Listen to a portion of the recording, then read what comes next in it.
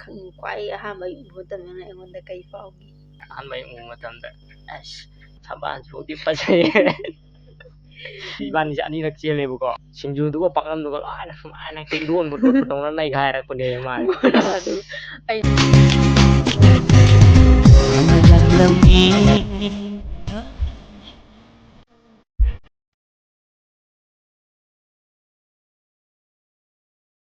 ꯃꯌꯥꯝ welcome bag again ꯉꯁꯤꯒꯤ ꯚꯤꯗꯤꯑꯣꯗꯤ ꯆꯥꯕꯩ ꯅꯠꯇꯦꯀꯣ ꯃꯌꯥꯝ ꯉꯁꯤꯒꯤ ꯚꯤꯗꯤꯑꯣꯁꯦ ꯀꯩꯅꯣꯅꯦ ꯀꯣꯏꯁꯟ ꯑꯦꯟ ꯑꯟꯁꯔ ꯍꯥꯏꯇꯥꯔꯦꯅꯦ ꯀꯣ ꯀꯣꯏꯁꯟ ꯑꯦꯟ ꯑꯟꯁꯔ ꯍꯥꯏꯁꯦ ꯏꯕꯥꯅꯤ ꯍꯪꯅꯗꯣꯏꯅꯦꯕꯀꯣ ꯍꯥꯏꯗꯤ ꯐꯦꯚꯣꯔꯥꯏꯠ ꯀꯂꯔ ꯀꯩꯅꯣ ꯐꯦꯚꯣꯔꯥꯏꯠ ꯀꯩꯅꯣ ꯐꯦꯚꯣꯔꯥꯏꯠ ꯐꯨꯗ ꯀꯩꯅꯣ ꯂꯩꯗꯅ ꯐꯦꯚꯣꯔꯥꯏꯠ ꯀꯔꯤ ꯀꯩꯅꯣ ꯑꯗꯒꯤ ꯊꯥꯏꯅ ꯍꯪꯅꯤꯡꯕ ꯋꯥꯍꯪ ꯃꯌꯥꯝ ꯂꯩꯔꯤꯕꯀꯣ ꯍꯥꯏꯗꯤ ꯏꯕꯥꯅꯤ ꯍꯥꯏꯗꯣꯛꯅꯗꯕ ꯑꯗꯨꯗꯣ ꯃꯌꯥꯝ ꯚꯤꯗꯤꯑꯣꯁꯦ ꯚꯤꯗꯤꯑꯣꯁꯦ ꯑꯣꯏꯅ ꯁꯨꯝ ꯁꯦꯝꯖꯔꯒ ꯇꯟꯖꯥ ꯆꯥꯔꯦ ꯈꯜꯂꯒ ꯃꯌꯥꯝ ꯉꯁꯤ ꯇꯧꯖꯔꯒꯦ ꯇꯧꯕꯅꯦꯕꯀꯣ ꯀꯣꯏꯁꯟꯁꯦ ꯑꯗꯣ ꯃꯌꯥꯝ ꯑꯗꯨꯝ ꯌꯦꯡꯕꯤꯔꯣ ꯑꯗꯨꯒ ꯀꯩꯀꯩ ꯀꯣꯏꯁꯟꯅꯣ ꯏꯕꯥꯅꯤ ꯍꯪꯅꯗꯣꯏꯁꯦ ꯑꯗꯣ ꯃꯌꯥꯝ ꯌꯦꯡꯉꯁꯦ ꯑꯗꯨꯒ ꯍꯧꯔꯁꯦ ꯀꯥꯟꯗꯦ ꯀꯣꯏꯁꯟꯁꯦ ꯀꯅꯥꯅ ꯍꯥꯟꯅ ꯍꯪꯕ ꯍꯧꯅꯁꯦꯕ? ꯑꯩꯅ ꯍꯥꯟꯅ ꯍꯧꯔꯁꯦ ꯍꯧꯔꯁꯤꯔꯣ? ꯈ꯭ꯋꯥꯏ ꯑꯍꯥꯟꯕꯁꯦ ꯍꯪꯉꯛꯑꯒꯦ ꯑꯍꯥꯟꯕ ꯅꯪꯅꯅꯦ ꯄ꯭ꯔꯦꯒꯅꯦꯟ ꯑꯣꯏꯕ ꯃꯇꯝꯗꯅꯦ ꯍꯥꯏꯗꯤ ꯅꯪ ꯀꯩꯅꯣ ꯄꯨꯛ ꯀꯪꯉꯤꯉꯩꯗ ꯍꯥꯏꯗꯤ ꯈꯪꯗ꯭ꯔꯤꯉꯩꯒꯤꯗꯣ ꯍꯥꯏꯗꯤ ꯑꯗꯨꯗ ꯑꯉꯥꯡ ꯄꯣꯛꯇ꯭ꯔꯤꯉꯩ ꯃꯇꯝꯗ ꯅꯪ ꯅꯨꯄꯤ ꯄꯣꯛꯀꯅꯤ ꯈꯟꯕ꯭ꯔꯥ ꯅꯨꯄꯥ ꯄꯣꯛꯀꯅꯤ ꯈꯟꯕ꯭ꯔꯥ ꯃꯨꯟꯅ ꯈꯜꯂꯒ ꯍꯥꯏꯔꯛꯎꯀꯣ? ꯅꯨꯄꯥꯅꯦ ꯑꯗꯨꯝ ꯈꯜꯂꯦ꯫ ꯑꯗꯣ ꯀꯃꯥꯏꯅꯅꯣ ꯃꯑꯣꯡꯗꯤ ꯅꯪ ꯈꯪꯉꯤꯁꯦ? ꯍꯥꯏꯗꯤ ꯏꯁꯥꯁꯦ ꯌꯥꯝ ꯌꯥꯡꯉꯦꯕꯀꯣ ꯑꯗꯨ ꯌꯥꯡꯕꯗꯨꯗ ꯑꯗꯨꯝ ꯃꯌꯥꯝꯅꯁꯨ ꯑꯗꯨꯝ ꯍꯥꯏꯌꯦꯕ ꯅꯨꯄꯥꯅꯦꯅ ꯑꯗꯣ ꯑꯩꯅꯁꯨ ꯑꯗꯨꯝ ꯅꯨꯄꯥ ꯃꯥꯜꯂꯛꯄ ꯍꯥꯏꯇꯥꯔꯦ꯫ ꯑꯗꯨꯅ ꯇꯥꯛꯄꯗꯤ ꯍꯛꯆꯥꯡ ꯄꯨꯛ ꯀꯪꯕꯗ ꯄ꯭ꯔꯦꯒꯅꯦꯟ ꯑꯣꯏꯕꯗ ꯍꯥꯏꯅꯔꯤꯁꯦ ꯍꯛꯆꯥꯡꯁꯦ ꯍꯥꯏꯗꯤ ꯌꯥꯡꯒꯨꯝ ꯂꯥꯛꯀꯨꯝ ꯇꯧꯔꯗꯤ ꯅꯨꯄꯥꯅꯦ ꯍꯥꯏꯅꯕ ꯍꯛꯆꯥꯡꯁꯦ ꯂꯨꯝꯃꯒꯅ ꯅꯨꯄꯤꯅꯦꯅ ꯌꯥꯝ ꯂꯨꯝꯕ ꯊꯕꯛꯇꯧ ꯉꯝꯗꯕꯁꯦ ꯑꯩꯗꯤ ꯌꯥꯝ ꯌꯥꯡꯉꯦꯕꯀꯣ ꯑꯔꯨꯝ ꯃꯌꯥꯡꯒꯁꯦ ꯌꯥꯝ ꯊꯥꯡꯉꯛꯑꯦ ꯑꯗꯨꯝ ꯉꯝꯕꯅꯤꯅ ꯃꯣꯏ ꯎꯗ꯭ꯔꯤꯉꯩꯗ ꯍꯥꯏꯗꯤ ꯀꯩꯁꯨꯝ ꯇꯧꯗꯦꯕ ꯏꯁꯥꯁꯦ ꯑꯗꯨꯝ ꯊꯥꯡꯕꯅꯦ ꯃꯥꯗꯤ ꯑꯗꯣ ꯑꯩꯅ ꯇꯧꯅꯨ ꯈꯣꯠꯅꯨꯗꯤ ꯍꯥꯏꯕꯅꯦ ꯑꯗꯣ ꯈꯪꯗꯦ ꯃꯥ ꯍꯩꯅꯕꯅꯤꯅꯀꯣ ꯃꯤꯁꯦ ꯑꯗꯨꯝ ꯉꯝꯗꯣꯏ ꯇꯥꯔꯒꯗꯤ ꯑꯗꯨꯝ ꯈꯪꯕꯅꯦꯕꯀꯣ ꯃꯁꯥꯅ ꯑꯗꯣ ꯐꯔꯦ ꯅꯨꯄꯤꯅꯦꯅ ꯈꯜꯂꯦꯕ ꯅꯨꯄꯥꯅꯦꯅ ꯈꯜꯂꯦꯕ ꯆꯨꯝꯁꯨ ꯆꯨꯝꯃꯤꯀꯣ ꯑꯗꯨ ꯀꯩꯅꯣ ꯅꯪ ꯍꯪꯗꯣꯏ ꯋꯥꯍꯪꯁꯦ ꯍꯪꯉꯣ ꯑꯩꯉꯣꯟꯗ ꯑꯩꯅ ꯍꯪꯗꯧꯁꯦ ꯌꯥꯝ ꯑꯩꯈꯣꯏ ꯂꯥꯏꯔꯤꯛꯀ ꯂꯩꯇꯦꯀꯣ ꯂꯥꯏꯔꯤꯛꯇꯒ ꯈꯣꯠꯇꯦ ꯑꯩꯈꯣꯏꯗꯤ ꯀꯣꯛꯇꯒꯤ ꯍꯦꯛꯇ ꯊꯨꯒꯥꯏꯔꯒ ꯈꯜꯂꯒ ꯍꯥꯏꯔꯒꯦ ꯅꯪꯅ ꯁ꯭ꯀꯨꯜ ꯇꯝꯕ ꯇꯥꯏꯃꯤꯡꯗꯅꯦ ꯈ꯭ꯋꯥꯏꯗꯒꯤ ꯅꯤꯡꯕ ꯀꯥꯏꯈꯤꯕꯁꯦ ꯀꯩꯅꯣ ꯈ꯭ꯋꯥꯏ ꯅꯨꯡꯉꯥꯏꯈꯤꯗꯕ? ꯁ꯭ꯀꯨꯜ ꯇꯝꯃꯛꯄ ꯍꯥꯏꯁꯦ ꯍꯥꯏ ꯁ꯭ꯀꯨꯜ ꯂꯣꯏꯗꯣꯏꯔꯥ ꯅꯠꯇ꯭ꯔꯒꯅ ꯅꯪꯅ ꯁ꯭ꯀꯨꯜ ꯇꯝꯃꯤꯉꯩ ꯃꯇꯝꯗ ꯅꯨꯡꯉꯥꯏꯖꯈꯤꯗꯕ ꯀ꯭ꯂꯥꯁ 10 ꯐꯥꯎ ꯃꯅꯨꯡꯗ ꯅꯪꯉꯣꯟꯗ ꯐꯥꯎꯈꯤꯕꯁꯦ ꯑꯩꯅ ꯈ꯭ꯋꯥꯏ ꯅꯨꯡꯉꯥꯏꯖꯈꯤꯗꯕꯁꯦ ꯑꯁ ꯑꯃꯗꯤ ꯂꯩꯍꯦ ꯑꯩ ꯍꯥꯏꯅꯤꯡꯗꯦꯍꯦ ꯍꯥꯏꯔꯣ ꯑꯁ ꯑꯩꯁꯤꯕꯨ ꯃꯌꯥꯝ ꯃꯃꯥꯡꯗ ꯍꯥꯏꯇꯥꯔꯦ ꯇꯧꯔꯤꯁꯤꯕꯨ ꯑꯐꯕ ꯋꯥ ꯍꯥꯏꯗꯤ ꯍꯥꯏꯔꯣ ꯑꯐꯕ ꯋꯥ ꯅꯠꯇ꯭ꯔꯥ ꯑꯩꯅ ꯇꯥꯕꯗ ꯁꯥꯎꯒꯗꯕ ꯋꯥ ꯑꯣꯏꯗꯣꯏꯔꯥ? ꯅꯠꯇꯦ ꯍꯥꯏꯔꯛꯑꯒꯦꯀꯣ ꯑꯩꯅ ꯀ꯭ꯂꯥꯁ ꯀꯌꯥꯅꯣ ꯂꯣꯏ ꯒ꯭ꯌꯥꯟ ꯇꯥꯔꯦꯀꯣ ꯀ꯭ꯂꯥꯁ ꯂꯣꯏ ꯑꯩ ꯒ꯭ꯌꯥꯟ ꯇꯥꯔꯦ ꯅꯨꯄꯤ ꯀꯣꯏꯅꯤ ꯈꯪꯉꯦꯀꯣ ꯑꯗꯨꯏ ꯃꯇꯝꯗꯨꯗ ꯑꯩꯁꯦ ꯀꯩꯅꯣ ꯇꯧꯕ ꯗꯥꯏꯔꯤꯌꯥ ꯇꯧꯕ ꯃꯇꯝꯅꯦꯕꯀꯣ ꯍꯥꯏꯗꯤ ꯈꯤꯇꯪ ꯃꯨꯛꯄ ꯌꯥꯗꯕ ꯊꯤ ꯍꯦꯛꯇ ꯆꯤꯛꯀꯟꯕꯤ ꯂꯩꯗꯅ ꯑꯗꯨꯒꯤ ꯇꯥꯏꯃꯤꯡꯗꯨꯅꯦꯕ ꯑꯗꯣ ꯑꯩꯅ ꯍꯥꯞꯇ ꯍꯥꯏꯗꯤ ꯍꯥꯞꯇ ꯀꯩꯅꯣ ꯇꯧꯕ ꯍꯥꯏꯇꯥꯔꯦ ꯑꯩꯈꯣꯏꯁꯦ ꯏꯃꯥꯟꯅꯕꯈꯩꯒ ꯁꯥꯟꯅꯕ ꯀꯩꯅꯣ ꯇꯧꯕꯅꯤꯅꯦ ꯑꯗꯨꯝ ꯀꯥꯟꯗ ꯑꯩꯁꯦ ꯍꯥꯞ ꯃꯇꯝꯗ ꯃꯨꯛꯄꯗ ꯁꯥꯟꯅꯕ ꯃꯨꯛꯄꯗ ꯈꯣꯡꯒ꯭ꯔꯥꯎꯗ ꯊꯤ ꯆꯤꯛꯁꯟꯈꯤꯕ ꯌꯥꯎꯋꯦ ꯑꯁ ꯑꯩ ꯄꯦꯔꯣꯠ ꯑꯃ ꯀꯥꯟꯊꯣꯛꯑꯦ ꯑꯗꯨꯒ ꯇꯣꯏꯂꯦꯠꯇ ꯍꯣꯡꯇꯣꯛꯑꯦ ꯃꯌꯥꯝ ꯑꯗꯨꯗꯨꯅ ꯑꯩ ꯈ꯭ꯋꯥꯏ ꯅꯨꯡꯉꯥꯏꯖꯈꯤꯗꯕ ꯑꯩꯒꯤ ꯑꯟꯀꯝꯐꯣꯔꯇꯦꯕꯜ ꯑꯣꯏꯈꯤꯕ ꯑꯗꯨꯗꯨꯅꯦ ꯍꯥꯏꯇꯥꯔꯦ ꯑꯗꯨꯗꯤ ꯃꯊꯪꯒꯤ ꯀꯣꯏꯁꯟꯁꯦ ꯑꯩ ꯅꯉꯣꯟꯗ ꯍꯪꯒꯗꯕꯁꯦ ꯌꯥꯝ ꯆꯝꯕ ꯀꯣꯏꯁꯟ ꯑꯃ ꯍꯪꯒꯦꯀꯣ ꯏꯂꯥꯏ ꯂꯥꯏꯕ ꯑꯩꯅ ꯈ꯭ꯋꯥꯏ ꯆꯥꯅꯤꯡꯕ ꯀꯔꯤ ꯍꯥꯏꯗꯤ ꯐꯦꯚꯣꯔꯥꯏꯠ ꯀꯔꯤ ꯏꯟꯖꯥꯡꯁꯦ ꯀꯩ ꯑꯣꯏꯗꯣꯏꯅꯣ? ꯏꯟꯖꯥꯡꯁꯦ ꯑꯩ ꯅꯪ ꯁꯤꯃꯗꯤ ꯅꯪ ꯈꯨꯝꯕ ꯉꯝꯅꯤ ꯊꯥꯖꯗꯦ ꯑꯩꯅ ꯈꯜꯂꯤꯁꯦ uti ha uti hoi utibusu pamudi pame adu favorite makti natte tadi sa ne gi favorite je sa sa sa da makal da hairo nang San. san bibirage san chumme ai favorite kari je sa da san ne buko san jam hawe ado mathangda nang namu hango aije kai thada poki duga kai numino tari kyano to haro ha question ni very difficult among kai thada poki do kai chahi haba kai thada poki kai numit haba kai numit aduga tari tarika ahum chahi yaude buko adudi thaje nangi thaje jun gi date 1 ka jun gi date 1 keno da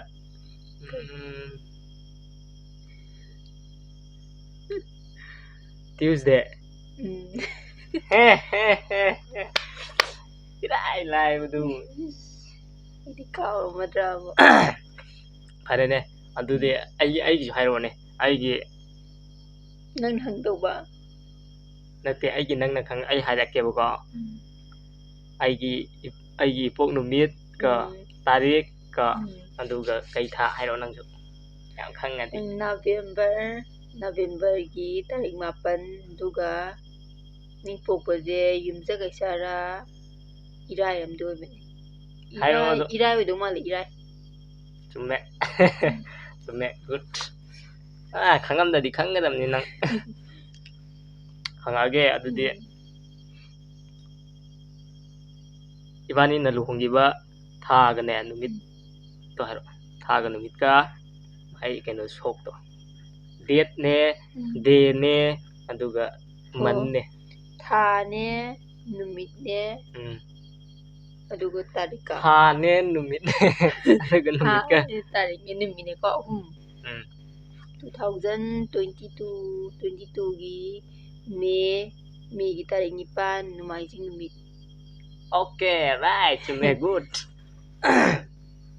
ai yam kawgole bose yam kawgole ado mana nongmai ngonda hairki biawi ko du bo khangde ko tena dai jang gi bai tare haro nang namu kari ro nang ngon hangdui je nang ne ne ai gu matam da ne khang kwai ha mai gu matam ne ngon da kai pawgi kwai han ba ngon u matam da ban thing na wan ta ai na pawgi baje ai du baje nei ba video gi chance laur ga ma kari no oi hang do re ne tau ise tungom da han uye ba tungom da han u da ma je han mai u matam da ash saban ju di pa je kanai masa no ne ai khalle du ga ash ma ngam yeng ge sa ngam yeng ge sa kon tho kan ash masa ki nu si bam phau ide ga adai tor khang na gi ya adu di ai jong hang age admai tor ga ina ai sar ga ina gari du kum thara yadana aduga nang number hangai dana adum kan nang kai phaugi do ai di ma ja ha u tum da ne sigi de ba sigi da di ma sam jam sangi ko ari ma ja mask ko pe amna kai ai ne ngok su do mi ma le ba ai chung shu phaugi de ba do ai ju dum matam de ngin number pi yim ne ba sai ai bu da aduga sum khangnara kan da ne mai puksin ka kan sigi de adune don't just say book by its cover khangena mi gi mai thong yenga just tawi gi no adune loina raga tinna raga khangna kanda kili ni koida kana pote koi buze popo tha ne adu mai numit ne aish madudi aduga tarik ne ni ko abung popo gi tha ne numit ne tarik ne tha ji mai keno je January chumbra ai je sigi pa khalu de ne January ne aduga tarik kaw masa ai po nu kaw ba si pa jong ai ningjang am bane ai ba ko de ne bane si haji na ni dum hai bane phang ba ma je di poinu January ta jar du poinu gi kuni thoi January ni kai tha no di khang ne bo ko poinu gi kuni thoi ni pan bane ma je January oi jar ju 2022ꯗ ꯆꯤꯡꯉꯦꯅ ꯍꯥꯏꯕꯅꯦꯕ ꯑꯗꯨꯒ 23ꯗ ꯆꯤꯡꯉꯦꯅ ꯃꯩꯇꯩꯒꯤ ꯊꯕꯥꯜꯗꯗꯤ ꯑꯗꯨꯒ ꯃꯥ ꯀꯥꯎꯔꯅꯤ ꯖꯅꯋꯥꯔꯤꯒꯤꯅꯦ ꯑꯩ ꯍꯥꯏꯔꯛꯀꯅꯤ ꯅꯤꯡꯁꯤꯡꯉꯒ ꯌꯥꯝ ꯀꯨꯏꯅ ꯈꯪꯃꯟꯈ꯭ꯔꯦꯗ ꯄꯨꯡ 7ꯗꯩꯅ 10 ꯐꯥꯎꯒꯤ ꯃꯅꯨꯡꯗ ꯄꯣꯛꯄ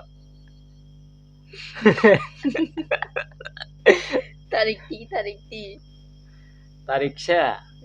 ꯏꯕꯨꯡ ꯑꯩ ꯇꯥꯔꯤꯛꯁꯦ ꯀꯩꯅꯣꯒ ꯃꯥ ꯄꯣꯛꯄ ꯅꯨꯃꯤꯠꯇꯨ ꯍꯥꯏꯔꯝꯒꯦꯕꯀꯣ ꯃꯥ ꯄꯣꯛꯄꯁꯦ ꯄꯨꯡ 7ꯗ ꯄꯨꯛ ꯅꯥꯕ ꯍꯧꯔꯦꯗꯅ ꯄꯨꯡ 7:20ꯗ ꯄꯣꯛꯄꯅꯦꯕ ꯑꯗꯨꯕꯨꯗꯤ ꯅꯪꯅ ꯀꯩꯅꯣꯗ ꯊꯤꯌꯦꯇꯔꯗ ꯀꯩꯅꯣꯗ ꯂꯩꯕꯅꯤꯅ ꯃꯅꯨꯡꯗ ꯂꯩꯕꯅꯤꯅ ꯅꯪ ꯈꯪ ꯇꯥꯕ ꯑꯩꯁꯨ ꯈꯪꯗꯦꯕꯀோ ꯑꯗꯣ ꯄꯨꯡ 7ꯗ ꯆꯪꯉꯦꯕꯗꯤ ꯈꯪꯉꯦ ꯄꯨꯡꯁꯤꯡꯗꯤ ꯀꯌꯥ ꯈꯪꯗꯦꯕ ꯑꯗꯨ ꯑꯃꯨꯛ ꯄꯣꯛꯄꯒꯤ ꯏꯕꯗꯣ ꯑꯗꯨ ꯈꯪꯕꯅꯦꯕ ꯑꯩꯁꯨ ꯇꯥꯔꯤꯛ ꯑꯃ ꯅꯠꯇꯦ ꯑꯩ ꯀꯥꯎꯈ꯭ꯔꯦ ꯑꯁꯦꯡꯕꯒꯤ ꯌꯥꯝꯅꯤꯗ ꯍꯥꯏꯗꯣꯔꯛꯑꯣꯔꯥ ꯌꯥꯝ ꯀꯨꯏ ꯑꯗꯨꯒ ꯃꯥꯏ ꯀꯩꯅꯣꯕꯨꯗꯤ ꯈꯪꯉꯤꯍꯦ ꯃꯥꯏ ꯀꯩꯅꯣꯗꯤ ꯅꯨꯃꯤꯠꯄꯨꯗꯤ ꯈꯪꯉꯦꯕ ꯇꯥꯔꯤꯛꯇꯣ ꯈꯪꯗꯕꯩ ꯋꯥꯅꯦꯕ ꯈꯪꯕꯗ ꯍꯥꯏꯔꯣꯅꯦ ꯋꯦꯗꯅꯁꯗꯦ ꯋꯦꯗꯅꯁꯗꯦꯅꯦ ꯌꯨꯝꯖꯀꯩꯁꯥ ꯆꯨꯝꯃꯤꯗꯅ ꯑꯗꯨ ꯇꯥꯔꯤꯛꯇꯨꯗꯤ ꯃꯌꯥꯝ ꯀꯥꯎꯈ꯭ꯔꯦ ꯇꯥꯔꯤꯛꯁꯦ ꯑꯃ ꯅꯠꯇ꯭ꯔꯣ ꯁꯤꯗ ꯃꯁꯥꯒꯤ ꯄꯣꯛꯅꯤꯡꯕ ꯀꯥꯎꯔꯦ ꯅꯨꯃꯤꯠꯇꯤ ꯈꯪꯉꯤꯗꯨꯗꯤ ꯇꯥꯔꯤꯛ ꯀꯥꯎꯕꯩ ꯋꯥꯅꯦ ꯑꯗꯣ ꯑꯩꯗꯤ ꯍꯟꯖꯤꯟꯅꯅꯦ ꯍꯥꯏꯁꯦ ꯏꯕꯨꯡꯉꯣꯁꯦ ꯁꯤꯗ ꯄꯣꯛꯏ ꯈꯣꯠꯅꯤ ꯈꯣꯠꯅ ꯂꯨꯍꯣꯡꯕꯒꯤꯁꯨ ꯑꯩ ꯑꯗꯨꯝ ꯅꯤꯡꯁꯤꯡꯉꯤ ꯑꯗꯨ ꯅꯪ ꯅꯤꯡꯁꯤꯡꯉꯗꯤ ꯍꯥꯏꯔꯛꯑꯣꯅꯦ ꯇꯥꯔꯤꯛ 3 ꯇꯥꯔꯤꯛ 3 ꯆꯨꯝꯃꯤ ꯇꯥꯔꯤꯛ ꯅꯤꯡꯁꯤꯡꯕꯅꯦꯕ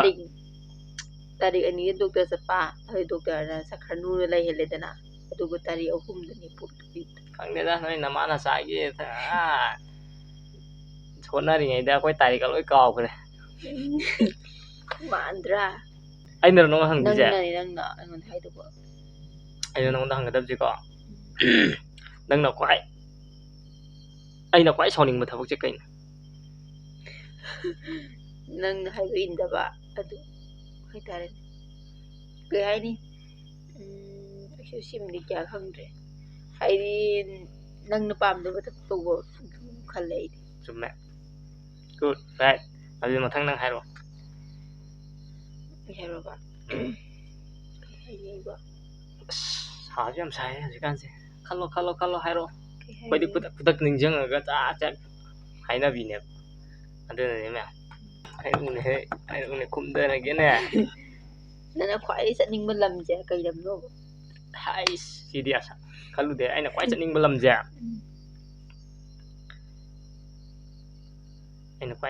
ꯂꯝꯁꯦ ꯌꯥꯝꯗꯤ ꯌꯥꯝꯃꯦ ꯑꯗꯣ ꯑꯃꯇꯪ ꯈꯜꯂꯛꯑꯒꯦꯀꯣ ꯑꯩꯈꯣꯏꯒꯤ ꯃꯅꯤꯄꯨꯔꯒꯤ ꯃꯐꯝꯗ ꯑꯣꯏꯔꯁꯨ ꯌꯥꯏꯅꯦ ꯁꯤ ꯃꯅꯨꯡꯗ ꯑꯣꯏꯔꯁꯨ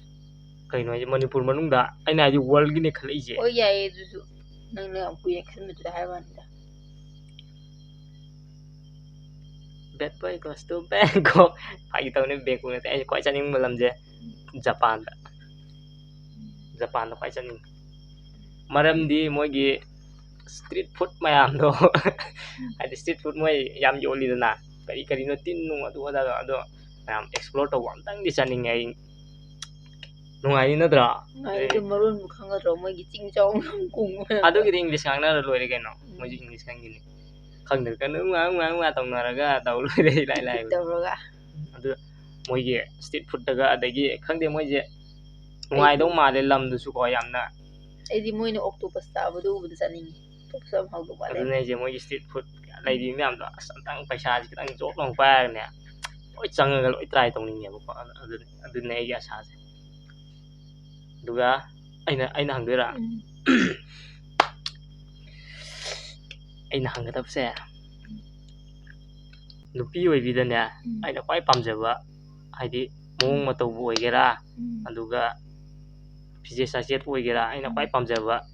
ꯁꯦ ꯅꯨꯄꯤꯒꯤ ꯒꯨꯟꯗ ꯑꯩꯅ ꯈ꯭ꯋꯥꯏ ꯄꯥꯝꯖꯕꯁꯦ ꯀꯔꯤꯅꯣ ꯐꯤꯔꯣꯜ ꯀꯩ ꯑꯗꯨꯝ ꯐꯖꯅ ꯁꯦꯠꯄ ꯂꯩꯗꯅ ꯈꯔ ꯀꯣꯠꯂꯣꯏꯗꯕ ꯑꯗꯨ ꯁꯉꯥꯡ ꯐꯖꯕ ꯂꯩꯗꯅ ꯑꯗꯨꯒꯨꯝꯕ ꯄꯥꯝꯃꯦ ꯐꯤꯔꯣꯜ ꯆꯦꯛꯁꯟꯕ ꯀꯣ ꯑꯩ ꯄꯥꯝꯃꯤꯁꯤ ꯐꯤꯔꯣꯜ ꯆꯦꯛꯁꯟꯕ ꯃꯥꯗꯤꯅꯦ ꯌꯥꯝ ꯍꯥꯏꯌꯦꯕ ꯑꯩꯅ ꯀꯦꯕꯗ ꯑꯣꯏꯔꯣ ꯐꯤꯔꯣꯜꯗ ꯑꯣꯏꯔꯣꯀꯣ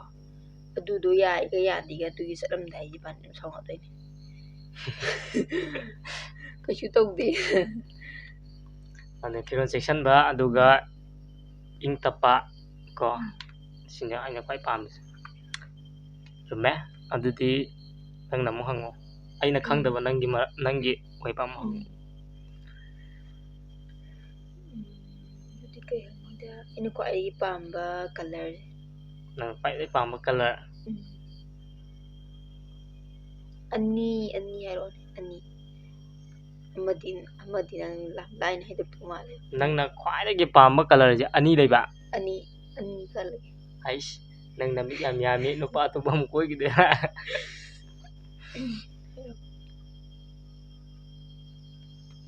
nang na kwai pam color je ayak pa du ayak pa pamang Ayak pa. ayak pa ne di khangye bu ko ayak pa se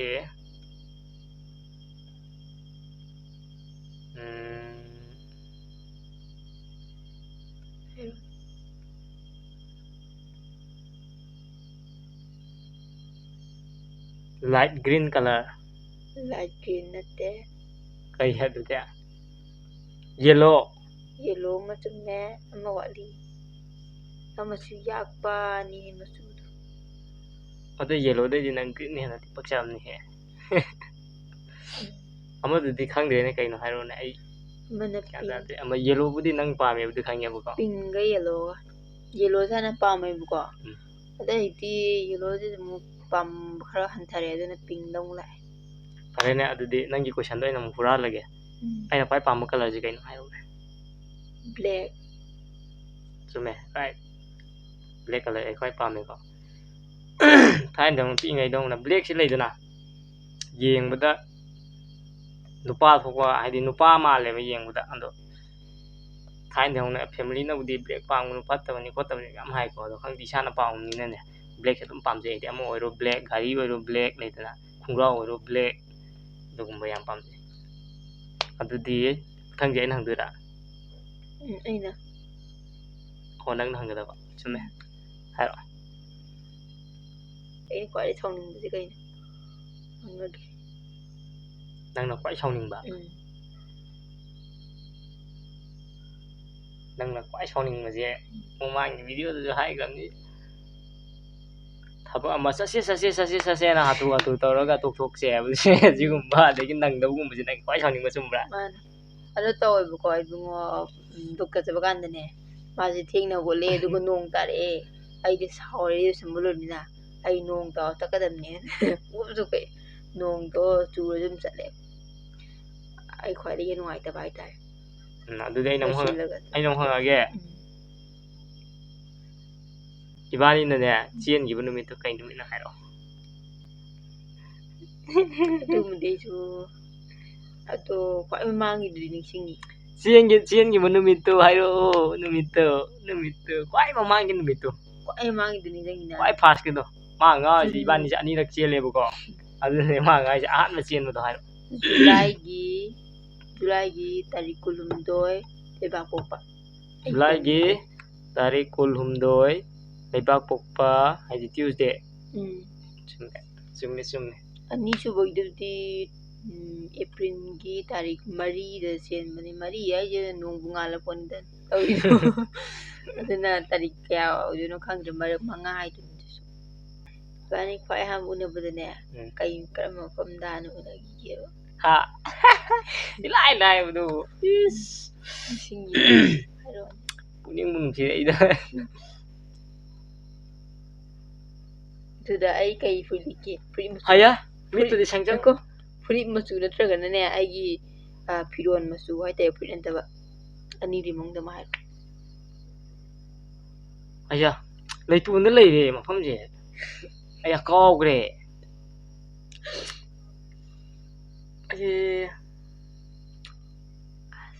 Ay kaw rin masi. bitipa chumbra ay kay free color no. nang fruit color do kaino fruit color de hai roi ge nang chelei to kaino ne fruit ka frock ka samne bidu kay ba Samnante tungan tungan di ai mai bo ning dri ni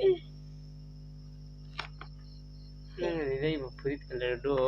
frock tu na lei ge blue color oi ke ta u ne ba Oy ni. aduga nang na lei bo fruit to ꯑꯗꯨꯁꯨ ꯀꯩꯅꯣꯅꯦ ꯃꯔꯥꯡ ꯃꯔꯥꯡ ꯂꯥꯡꯕꯤ Manda kay color marang marang marang langbi lay color mane Adusune blue da musanba dark blue hoine adune je amadunane amaduna violet da awangba moy adu aina lay color duna kari aina lay kunga purtuna aina nang ne ko namana bina angaw male ga hayi buda wanda asida lebi nga amu marang lang budo kari amu marang lang nang isda malay bine amu ba polisi yow ba arang lang budo amu ba kainam lang budo siyow budo pika kanu da kundang sida pa budo kunga nate adu natiye nate white color ne aduga jinga jindo kari jin jindu kari color na hairone jindu angobani angobada kari paranda ba to khangde nang jinda segai angobada kari segai gi ba mi yo ni kaino mi yo tawjari ni adu moi mama bina ai angaw mo malena ai kungaw segai uraga ibani ahan mo una bada ne sa gi ba sapoto kaino hairo aduga kamai tawi mawongdu aduga kamai tawgi kamaina karamna tawgi to hairo kwai una bade ai sa ro jabane hangbra ate manane hai bane ma kai bani ne ko lai re ko sinju je adu ni pi jo ne sinju ne lai ba awai jo tami pak nam da se lami pora ko aduga tara ba wa ya lami ko aduga ne mane jingina idea ha una wen thakala ko nang nayu na si kare bang mitum sajang urai da bang nam ji no de mare pro bini si kai ne e khalle ko le ma ho ji yu da da ni si wo ai khala ni pi ji wo sono so ja ai de man tai je na ai de tam gara pang gara sam jaw dai ta ne ai de nervous at podo han mu na mo ai ju challe ma du ne han da biti pak sim na re sang ya du biti pak da thaina keno yam da ni dana singju yonba adagi pagnam adagi bora yonba ko chi su ka just tana khawang pa ga khale mi dana nupi khra adu adumai to da akhoi gi mong ji u da ma je haide khra pangtak su ta ka tawjaraga khangde adumai no u ja ne ko adu da moina singju je yon salami singju je lupa yang khai muki kem tang gi tambiramo na hai bne ba du dai khangde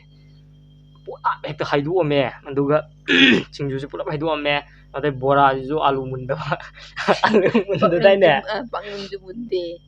aduga mun paknam jo loi hajallame adagi magi ayaw posai loi ma loi haidu ame adu boga yare ne khalle aduga yare si khata hai de adu bhau namdana pisalame adu kaim hai de ko khoi dum kain tawre aduga pulapna kya tarai khangba me lupa chani ne singju ga pak singju du ko sai le di lupa kun tha ma oi to aduga singju du jo kamai tawrake da nana singju du ko paknam du ko ai ti ron bo to tong na nai gai rak pone ma adu ai ga kai singju le ba hoi hap se ba tha se mi du ai je ha mu na ban nai ju kram du ka sai un na ban ta ne sai sam ko pe je ju ngau ai to ai ga mo ro mo khara ga pang ai yu ka ai to da ne khan nu aduga mayam am to su sa de kitang sa de mo toroga aduga au jo au tra ba aduga ju da bora ju alu ju to mun de dustbin do do pam ni pang wi Pare mana ko singju da photo ka ta mi du ko na thare singju tu ne uru ko to sa ba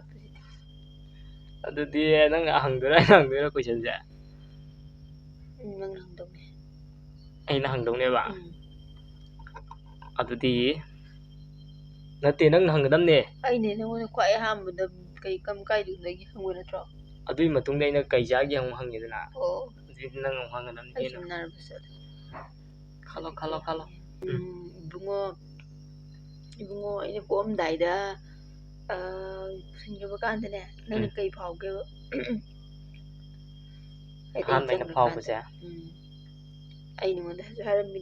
dang da ka tum ba ya da ba gi ko ta po le bi yo sak la me ko do nang sum pom da yo kan kai khala ke han dai kan ba je padi am pakhale wakhalla haidi leidana han mada ꯍꯣꯏ ꯀꯩꯅꯣꯕꯨꯗꯤ ꯇꯧꯋꯦ ꯄꯥꯈꯠꯄ ꯍꯥꯏꯁꯦ ꯑꯗꯨꯝ ꯂꯩꯗꯅ ꯄꯥꯈꯠꯄꯕꯨꯗꯤꯁꯨ ꯄꯥꯈꯠꯄ ꯑꯗꯨꯝ ꯐꯥꯎꯋꯦ ꯑꯗꯨꯒ ꯑꯃꯔꯣꯝꯗꯁꯨꯅꯦ ꯑꯦ ꯃꯥꯗꯤ ꯃꯁꯥ ꯌꯥꯝ ꯀꯟꯕꯅꯤ ꯀꯩꯝ ꯇꯧꯔꯣꯏ ꯍꯥꯏꯅꯁꯨ ꯑꯃꯔꯣꯝꯗꯗꯤ ꯈꯜꯂꯦ ꯑꯗꯨꯃꯥꯏꯅ ꯇꯧ ꯄꯥꯈꯠꯁꯨ ꯄꯥꯈꯠꯂꯤ ꯑꯗꯨꯒ ꯑꯃꯨꯛꯁꯨ ꯀꯩꯝ ꯇꯧꯔꯣꯏ ꯍꯥꯏꯅꯁꯨ ꯈꯜꯂꯦ ꯋꯥꯈꯜꯗꯣ ꯑꯗꯨꯃꯥꯏꯅ ꯈꯜꯂꯦ ꯑꯩꯗꯤ ꯑꯗꯨꯒꯤꯗꯣ ꯋꯥꯕꯁꯤꯗꯤ ꯅꯨꯃꯤꯗꯥꯡꯗꯒꯤ ꯍꯧꯔꯦ ꯑꯩ ꯆꯥꯛꯁꯤꯁꯨ ꯄꯨꯛ ꯊꯟꯗ꯭ꯔꯕꯀꯣ ꯆꯥꯕ ꯍꯥꯏꯗꯤ ꯑꯗꯨꯝ ꯃꯤ ꯃꯌꯥꯝꯗꯨ ꯆꯥꯐꯝ ꯈꯪꯗꯕꯒꯤ ꯅꯨꯃꯤꯗꯥꯡ ꯆꯥꯛ ꯂꯥꯝꯃꯦ ꯑꯗꯨꯒꯅꯦ ꯃꯉꯣꯟꯗ ꯑꯃꯨꯛ ꯍꯩ ꯑꯣꯁꯨ ꯑꯣꯅꯤꯡꯒꯨꯝ ꯇꯧꯏ ꯍꯩ ꯂꯩꯌꯨ ꯑꯆꯥꯄꯣꯠ ꯂꯩꯌꯨ ꯂꯩꯍꯜꯂꯤ ꯀꯩꯀꯩꯅꯣ ꯅꯉꯣꯟ ꯂꯩꯈꯤꯕꯗꯤ ꯑꯆꯥꯄꯣꯠꯇꯣ ꯀꯥꯎꯕꯨ ꯀꯥꯎꯈ꯭ꯔꯦ ꯑꯆꯥꯄꯣꯠ ꯍꯩ ꯂꯩꯔꯛꯈꯤꯕꯅꯦ ꯑꯗꯨꯒ ꯆꯤꯞ ꯑꯃꯒ ꯆꯤꯞ ꯆꯥꯅꯤꯡꯉꯦꯅꯀꯣ ꯆꯤꯞꯁ ꯑꯪꯀ ꯆꯤꯞꯂꯥ ꯀꯩꯅꯣꯝ ꯑꯣꯏꯕ ꯑꯪꯀꯜ ꯆꯤꯞꯅꯦ ꯑꯪꯀ ꯆꯤꯞꯅꯦ ꯑꯗꯨꯒ ꯍꯩꯅꯦ ꯑꯗꯨꯒ ꯑꯗꯨ ꯃꯥꯜꯂꯦ ꯍꯣꯏ ꯑꯪꯀ ꯆꯤꯞꯀ ꯍꯩ ꯈꯔꯒ ꯑꯗꯨꯃꯥꯏꯅ ꯇꯧꯔꯒ ꯂꯩ ꯅꯨꯃꯤꯠꯇꯣ ꯑꯩꯅꯅꯦ ꯀꯃꯥꯏꯅ ꯇꯧꯔꯝꯒꯦꯗ ꯑꯩꯅ ꯁꯨꯝ ꯆꯪꯉ ꯌꯦꯡꯕꯀꯣ ꯑꯗꯨꯒ ꯀꯣꯏꯆꯠ ꯆꯠꯂ ꯂꯩꯔꯝꯕ ꯋꯥꯔꯤꯗ ꯄꯣꯛꯑꯝꯗꯥꯏ ꯈꯤꯇꯪ ꯉꯥꯏꯔꯕꯗꯣ ꯀꯣꯏꯆꯠ ꯆꯠꯂꯒ ꯑꯁ ꯇꯨꯝꯃꯟꯗꯅ ꯋꯥꯔꯦ ꯐꯝꯃꯟꯗꯅ ꯋꯥꯔꯦ ꯀꯣꯏꯆꯠ ꯆꯠ ꯂꯩꯔꯝꯃꯦ ꯍꯥꯏꯗꯤꯅꯦ ꯍꯦꯛꯇ ꯄꯨꯛꯁꯤ ꯅꯥꯕꯗꯅꯦ ꯑꯩꯁꯦ ꯐꯝꯕꯁꯨ ꯉꯝꯗ꯭ꯔꯕ ꯇꯨꯝꯕꯁꯨ ꯍꯦꯛꯇ ꯋꯥꯔꯕꯀꯣ ꯑꯗꯨ ꯆꯠꯂꯒꯅ ꯑꯃꯨꯛ ꯐꯕꯗꯣ ꯍꯛꯆꯥꯡ ꯈꯔ ꯅꯨꯡꯉꯥꯏꯕꯗꯣ ꯑꯗꯨꯒꯤ ꯑꯩꯅꯅꯦ ꯅꯨꯃꯤꯗꯥꯡꯒꯤꯗ ꯀꯣꯏꯆꯠ ꯆꯠꯄꯁꯤꯗꯤ ꯑꯍꯥꯟꯕꯗ ꯑꯩꯗꯤ ꯑꯍꯥꯟꯕꯅꯤꯅꯅꯦ ꯑꯗꯨꯗꯣ ꯀꯃꯥꯏꯅ ꯇꯧꯋꯤ ꯈꯪꯕ꯭ꯔꯥ ꯀꯩꯅꯣꯅ ꯏꯃꯥꯕꯣꯛꯅ ꯆꯐꯨꯒ ꯀꯩꯅꯣꯒ ꯂꯩꯔꯛꯑꯣ ꯍꯥꯏꯕꯗꯣ ꯑꯗꯨ ꯆꯐꯨ ꯀꯩꯅꯣ ꯑꯁ ꯆꯐꯨꯁꯤꯕꯨ ꯑꯩꯕꯨ ꯀꯗꯥꯏꯗ ꯌꯥꯎꯗꯣꯏꯅꯣ ꯈꯪꯗꯕꯅꯤ ꯑꯗꯨꯒꯗꯤ ꯏꯅꯛ ꯅꯛꯄꯗ ꯂꯣꯏ ꯌꯥꯎ ꯂꯩꯔꯝꯃꯦꯀꯣ ꯑꯩꯗꯨꯁꯨ ꯄꯨꯡ 4 ꯇꯥꯕꯗꯅꯦ ꯗꯣꯛꯇꯔꯅ ꯀꯧꯕꯗꯣ ꯑꯗꯨꯗ ꯑꯩꯈꯣꯏ ꯑꯣꯟꯗꯤ ꯄꯣꯛꯇ꯭ꯔꯕ ꯌꯦꯡꯅꯤꯡꯕ ꯍꯥꯏꯇꯥꯔꯦ ꯑꯩꯅꯁꯨ ꯍꯛꯆꯥꯡ ꯅꯨꯡꯉꯥꯏꯇꯦ ꯍꯥꯏꯕꯗꯣ ꯑꯗꯨꯗꯤ ꯅꯪꯅ ꯍꯪꯗꯣꯏꯔꯥ ꯑꯩꯅ ꯍꯪꯗꯣꯏꯕ